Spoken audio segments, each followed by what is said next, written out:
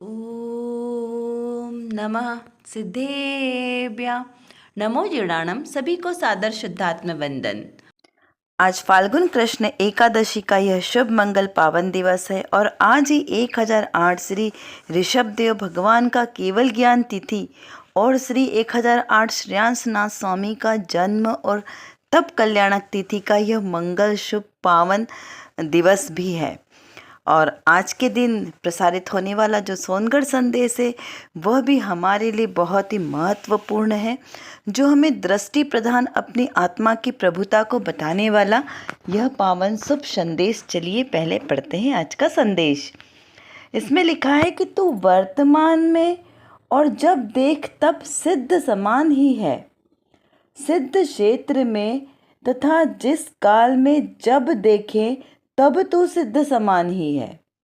क्या मुनिराज को पता नहीं होगा कि ये सब संसारी जीव हैं? भाई, संसारी और सिद्ध तो पर्याय की अपेक्षा से है। स्वभाव से तो वे संसारी जीव भी सिद्ध समान शुद्ध ही हैं। किस प्रकार हमारी आत्मा की प्रभुता को बताते हुए ये संदेश है। क्या कहा है इस संदेश में कि जो मैं हूँ, मतलब मेरी बात चल रही है, जीव यानी मैं। तो जब भी जीव की बात चले तो हमें पता चलना चाहिए कि मेरी बात चल रही है। तो यहाँ पर आचार्य देव संबोधित करते हुए कहते हैं कि हे जीव, तू वर्तमान में भी सिद्ध समान शुद्ध है। अपने आप को पामर, मनुष्य वाला, तिर्यंच गति वाला, देव वाला, नारकी वाला इस प्रकार मत समझ। ये पर्याय दृष्टि है। जो चार गति है ये तो पर्याय है ना। जो द्रव्य स्वभाव से मेरा आत्मा है वो कैसा है? सिद्ध समान शुद्ध ही है। क्या शब्द लगाया? ही है। ही में बहुत फर्क है। ही और भी दोनों में बहुत पावर है। शब्द कितना छोटा है लेकिन बड़ा पावरफुल शब्द है। यहाँ पे कहा कि तू वर्तमान में भी सिद्ध समान शुद्ध है। ऐसा नहीं कि जब सारे कर्म से रहित हो जाएंगे तभी हम सिद्ध बनेंगे। तब तो द्रव्य अपेक्षा से भी सिद्ध बनेंगे और पर्याय अपेक्षा से भी सिद्ध होंगे। कब? जब सारे कर्म मल से रहित हो जाएंगे, निष्कर्म रहित हो जाएंगे। लेकिन अभी वर्तमान में भी मैं सिद्ध समान शुद्ध हूँ। कैसे? द्रव्य अपेक्षा से कि क्योंकि मेरा जीव द्रव्य तो हाजरा हजूर है ना। जो निगोद में सो ही, मुझ में सो ही मोक्ष मझार। तो मेरा जीव द्रव्य तो वही का वही है। तो वो तो सदा काल सिद्ध समान शुद्ध है। फिर कहा कि जिस क्षेत्र में तथा जिस काल में जब देखो तब, द्रव्य क्षेत्र काल भाव का कोई भेद नहीं। क्योंकि द्रव्य क्षेत्र काल भाव भी क्या है? भेद अपेक्षा से है। अभेद दृष्टि। अभेद दृष्टि किसकी है? द्रव्य दृष्टि। द्रव्य दृष्टि सो अभेद दृष्टि। जो भेद करे वो पर्याय दृष्टि। तो उस अभेद दृष्टि से मात्र जीव स्वभाव से मैं सदा काल ही कैसा हूँ? सिद्ध समान शुद्ध हूँ। फिर यहाँ कहा कि क्या मुनिराज को ऐसा पता नहीं होगा कि ये सब संसारी जीव है? आचार्य देव ने कहा कि तू सिद्ध समान शुद्ध है। तो यहाँ पर एक भक्त ने प्रश्न किया कि क्या आचार्य देव को ये ज्ञात नहीं है कि अभी हम संसारी हैं, जब मुक्त होंगे तब सिद्ध बनेंगे। क्योंकि अरहंत कैसे हैं? संसारी है। और सिद्ध कैसे है? मुक्त जीव है। क्यों? क्योंकि अरहंत भगवान समोसरण में है, अभी उनकी देह है। तो इसका मतलब वो संसारी संसारी जीवों की देह होती है। तो अभी तो हम वर्तमान में अरहंत भी नहीं है। अभी तो हम कैसे हैं? मतलब गृहस्थ में ही है, मुनि भी नहीं बने, गृहस्थ अवस्था में। तो फिर हमें सिद्ध समान शुद्ध कैसे कह दिया? तो यहाँ पे कहा कि भाई, संसारी और सिद्ध ये तो पर्याय अपेक्षा से। सिद्ध भी तो पर्याय है। जैसे संसारी पर्याय ऐसे सिद्ध भी पर्याय है। लेकिन आत्मा तो सदा काल एक जैसा है। तो यहाँ पे कहा कि द्रव्य अपेक्षा से सिद्ध और संसारी की बात कही है, पर्याय अपेक्षा से। लेकिन द्रव्य स्वभाव से तो जीव है, मात्र जीव। क्या कहा? मात्र जीव जो चैतन्य शक्ति से जीता है, परम परिणामिक स्वभाव वाला है, जीवत्व शक्ति से जीने वाला है, जिसका चेतना गुण है, उसकी चैतन्यता पर्याय है, वो मैं जीव हूँ। जो अखंड है, अभेद है, अचल है, अरूपी है, वो जीव हूँ मैं। तो यहाँ पर उस जीव की बात चल रही है कि ऐसे स्वभाव की अपेक्षा से तो संसारी जीव और सिद्ध समान दोनों ही शुद्ध है। सिद्ध समान सदा पद मेरो। कैसा है मैं? सिद्ध के समान मैं भी हूँ। किस अपेक्षा से? स्वभाव की अपेक्षा से।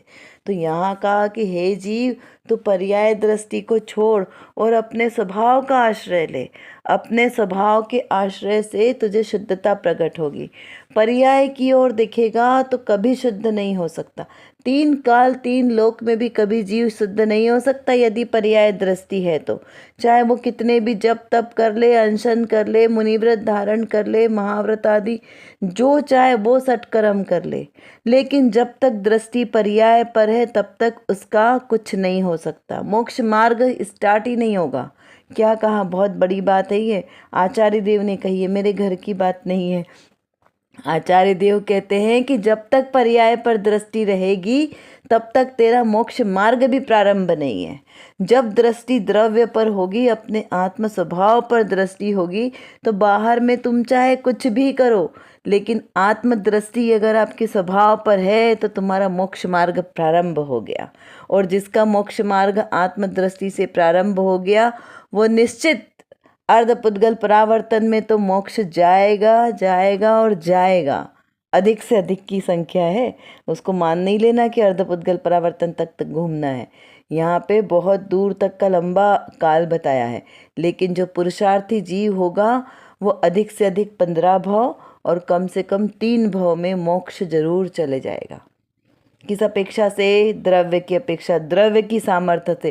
तो इसलिए अब हमें पहला कार्य क्या करना है?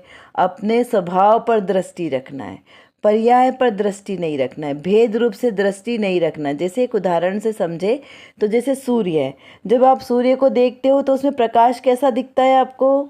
गोल्डन टाइप का, वाइट ऐसा, जबकि उसमें कलर कितने मिक्स हैं? 7 कलर मिक्स हैं, है ना। लेकिन जब हम उसको देखते हैं तो हमें वो 7 कलर नज़र आते हैं क्या? नहीं, एक अखंड हमें पुंज, प्रकाश का पुंज दिखाई देता है। तो वैसा ही जो मेरा आत्मा है उसमें अनंत शक्तियाँ, अनंत गुण धर्म हैं, लेकिन जब हम देखेंगे तो हमें वो अलग अलग गुण धर्म में नहीं दिखना चाहिए। एकमात्र बस मेरा आत्मा, बस मेरा अखंड आत्मा दिखाई देना चाहिए, जो एकमात्र अखंड टंकोत किरण है। ऐसा मेरा शुद्ध आत्मा अभेद रूप से दिखाई दे तो बहुत द्रव्य दृष्टि है। चलिए, इतना समझा भी हमने। अब देखते हैं आज की रत्नकणिका में कौन सी विशेष बात आई है। यहाँ पर श्रोता ने प्रश्न किया है कि मोक्ष मार्ग की यथार्थ विधि का क्रम क्या है। पहले प्रश्न समझते हैं। क्या पूछा है कि मोक्ष मार्ग की यथार्थ विधि क्या है, किस क्रम से हमें मोक्ष मार्ग पर चलना चाहिए। तो उसका समाधान करते हुए कहा है यहाँ पे कि आत्मा अचिंत सामर्थ्य वाला है। क्या है? आत्मा अचिंत सामर्थ्य वाला है, उसमें अनंत गुण स्वभाव है, उनकी रुचि हुए बिना उपयोग पर में से पलटकर स्व में आ सकता नहीं। क्या कहा? कि अपने स्वभाव की सामर्थ्य हुए बिना, उसकी रुचि हुए बिना उपयोग पर में से पलटकर स्व में आ सकता नहीं। पाप भावों की रुचि में जो जीव पड़ा है उसकी तो यहाँ चर्चा ही नहीं है। यहाँ तो पुण्य की रुचि वाला बाह्य त्याग करे, तप शील संयम पालन करे, द्रव्य लिंग यथा विधि धारण करे। क्या कहा? द्रव्य लिंग यथा विधि धारण करे, तथापि जहाँ तक पर की रुचि अंतर में पड़ी है वहाँ तक उपयोग पर की ओर से पलटकर स्वभाव की ओर नहीं आ सकता। इसीलिए पर की रुचि की दिशा बदलने पर ही उपयोग पर से हटकर स्व में आ सकता है। क्या कहा? पर की रुचि हटने पर ही उपयोग पर से हटकर स्व में आ सकता है। मार्ग की यथार्थ विधि का यही क्रम है। क्या क्रम है यथार्थ विधि का? कि जो मेरा उपयोग अभी तक बाहर में लगा था वो बाहर से पलटकर स्वभाव की ओर आ सकता। इसीलिए पर की रुचि की दिशा बदलने पर ही उपयोग पर से हटेगा। पर की दिशा नहीं बदलेंगे तब तक उपयोग नहीं हटेगा।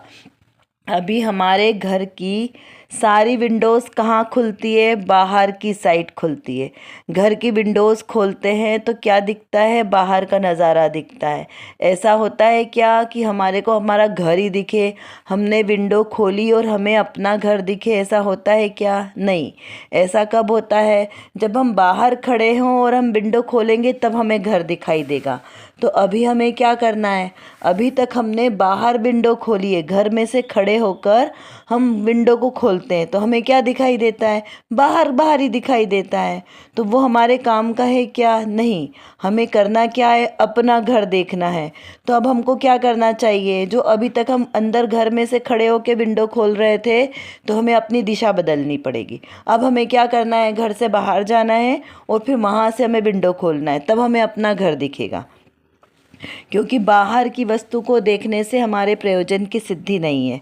तब अपने को क्या करना है? अपने अंदर अपने घर को देखना है। तब अपना घर कैसे दिखेगा? क्या हम आंखें बंद कर बैठ लें? जैसे गांधारी ने अपने आंखों पर पट्टी बांध ली थी, क्या हम वैसे बांध ले तो हमें फिर बाहर की वस्तुएं दिखाई नहीं देगी? तो कहा ऐसा नहीं भाई, ये तो चर्म चक्षु है, इनका तो काम ही है बाहर का देखना। लेकिन जो ज्ञान देख रहा है उस ज्ञान को पलटना है। हमें बाहर की आंखों को बंद नहीं करना है, हमें अपने ज्ञान की दिशा को बदलना है, हमारे को अपनी दृष्टि बदलना है। दृष्टि बदल जाएगी तो सृष्टि अपने आप ही बदल जाएगी। इसीलिए हमें को समुद्र को ढकने के लिए हमें किसी कपड़े को, कनात को लगाने की आवश्यकता नहीं है। अपनी आंखों पे हमें 1.5 इंच का पट्टा बांधना है बस, है ना। तो अब क्या करना है? जो दृष्टि यानी जो हमारा उपयोग बाहर पर पदार्थों में 5 इंद्रिय के विषयों में लिप्त था, उस उपयोग को हमें आत्मस्वरूप पर लगाना है। क्योंकि ये 5 इंद्रिय के विषय कभी भी सुख देने वाले नहीं है, इनसे कभी भी हमें सुख और शांति की अनुभूति नहीं हो सकती। ये तृष्णा की खाई है, जितनी भरोगे उतनी वो रिक्त की रिक्त ही रहेगी। तृष्णा की खाई खूब भरी, पर रिक्त रही वह रिक्त रही। युग युग से इच्छा सागर में, प्रभु गोते खाता आया हूँ। युग युग से इच्छा सागर में गोते खाते आए हैं, लेकिन कभी भी वहाँ पर तृप्ति नहीं हुई है। एक बार भी हमने अपने आत्मस्वरूप को नहीं देखा, क्योंकि मेरे आत्मस्वरूप में शांति है, तृप्ति है। तो अब हमें क्या करना है? जो जीव, पहले तो हमें डिसाइड करना है कि हमें मोक्ष मार्ग पर चलना है। यदि हमें निर्णय हो गया है कि हमें मोक्ष मार्ग पर चलना ही है, तो अपने आप ही हमारी रुचि अपने आत्म स्वभाव पर आ जाएगी, क्योंकि मार्ग तो वही है। तो जो सच्चा मार्ग होगा उसी पे तो चला जाएगा, तभी हम अपनी मंजिल पर पहुंच सकते हैं। तो इसीलिए पहले अपने आत्मा की अचिंत्य सामर्थ्य को, उसके अनंत गुण स्वभाव को जाने, पहचाने और उसमें लीनता करें। अपने आत्म स्वभाव पर दृष्टि रखें। उसमें दृष्टि रखने का सबसे सरल साधन क्या है? अपना उपयोग अपनी आत्मा में स्थिर रख लो कि जो कुछ है सब कुछ मेरे ही अंदर है, बाहर में कुछ सुख नहीं है, मेरे आत्म स्वभाव में ही सुख है। तो द्रव्य दृष्टि से अपने आत्म स्वभाव पर दृष्टि रखें, तो यही सबसे पहला क्रम है मोक्ष मार्ग की प्रथम सीढ़ी। कौन सी? सम्यक दर्शन, सम्यक ज्ञान, सम्यक चरित्र। तो उसमें सम्यक दर्शन प्रथम सीढ़ी है मोक्ष मार्ग पर चलने की। और उसका मतलब क्या है? सच्चा श्रद्धान। तो सच्चा श्रद्धान किस में करना? अपने जीव तत्व पे, 7 जीवादि तत्वों के स्वरूप को समझकर उसका सच्चा श्रद्धान करना, यही सच्चा सबसे पहला मोक्ष मार्ग की सीढ़ी है, प्रथम सीढ़ी। तो करना क्या है? करने में करना कार्य अपने निज शुद्धात्मा की जान पहचान करना है, अपने शुद्धात्मा से प्रीति लगानी है, उसका सच्चा श्रद्धान करना है कि मैं हूँ और मैं जीव द्रव्य हूँ, त्रिकाली, शुद्ध, अखंड, अमल, ये मैं जीव द्रव्य हूँ। अपने अनंत गुण सामर्थ्य को जानना है और समझना है। अब कुछ प्रश्नों के माध्यम से हम इसका चिंतन धारा को बढ़ाएंगे कि सिद्ध समान सदा पद मेरो, इसका क्या अर्थ निकला, इसका विचार करें। क्या वर्तमान में मैं भी सिद्ध समान शुद्ध हूँ, बकी बन सकता हूँ कि मैं बना बनाया सिद्ध समान शुद्ध हूँ? शुद्ध हूँ तो किस अपेक्षा से? तो पहले अपेक्षा लगाना है, उसका विचार और चिंतन करें। शांत मन से बैठें और इसको चिंतन करें कि मैं सिद्ध समान शुद्ध हूँ तो कैसा सिद्ध हूँ, है ना। पर्याय से, द्रव्य से, तो उस द्रव्य को देखने का प्रयास करें। आत्मा अचिंत सामर्थ्य वाला है, अचिंत सामर्थ्य वाला है, उसमें अनंत गुण स्वभाव है। तो कैसे कैसे और कौन कौन से गुण स्वभाव है मेरे इस आत्मा में, उसे देखने का, जानने का प्रयास करें। कम से कम 15 मिनट और अधिक से अधिक आधा घंटा, 1 घंटा, जब तक आपको निर्विकल्पता रहे तब तक आप बैठ के विचार करें। सर्वप्रथम कार्य करने योग्य क्या है, मोक्ष मार्ग पर चलने के लिए हमें कौन सा कार्य करना है। जो मेरी मति अभी व्यवस्थित नहीं है उसे व्यवस्थित किस प्रकार कर सकते हैं, इसका विचार, चिंतन, मनन शांत होकर, एकदम शांत होकर कीजिए। अपनी मति को व्यवस्थित करते हुए हमें यह निर्णय करना है कि मैं कौन हूँ और मेरा स्वरूप क्या है। इस प्रकार यथार्थ निर्णय के साथ हमें अपना सिद्धांत पक्का करना है, क्योंकि जो सर्वज्ञ देव की वाणी में आया है वही वस्तु का यथार्थ स्वरूप है और वही मैं हूँ, वही मेरा स्वरूप है। इसी स्वरूप को समझकर अनंत सिद्ध हुए हैं, अनंत सिद्ध हो रहे हैं और आगे भी ऐसे ही अनंत सिद्ध होंगे। और मुझे भी अगर अपना सम्यक दर्शन प्रकट करना है, उस सिद्धालय में जाकर विराजमान होना है, तो इसी मार्ग का अनुसरण करना पड़ेगा। चलिए, इतना आपको समझ में आ गया होगा। यदि नहीं समझ में आए तो आप कमेंट बॉक्स में लिखकर पूछ सकते हैं और अपनी चिंतन धारा को बढ़ाएं, स्वाध्याय करें। जय जिनेंद्र।